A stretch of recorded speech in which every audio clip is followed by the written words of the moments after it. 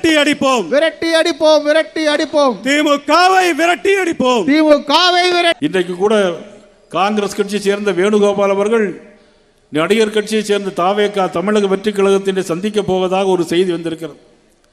இவர்கள் நினைக்கிற மாதிரி கூட்டணி அமையுமா என்று சொன்னால் பத்திரிகையாளர்களுக்கு சொல்கிறேன், நிச்சயமாக கிடையாது. எந்த காலத்திலும் சரி இந்த கூட்டணியை உருவாக்கியவர்கள் பாரத பிரதமர் நரேந்திர மோடி அவர்கள். இந்த கூட்டணியை உருவாக்கிய அண்ணன் தமிழகத்தினுடைய அண்ணா திராவிட முன்னேற்ற கழகத்தினுடைய பொதுச் செயலாளர் அண்ணன் இபிஎஸ் அவர்கள் இணைந்து உருவாக்கிய கூட்டணி. ஏன் இந்த கூட்டணி? இவ்வளவு அவல நிலைமைகள் இந்த நாட்டை விட்டு துரத்தப்பட வேண்டும். ஒரு பெரும்பான்மை சமுதாயத்துடன் விரோதியாக இருக்கக்கூடிய திமுக இந்த நாட்டை விட்டு அகற்றப்பட வேண்டும்.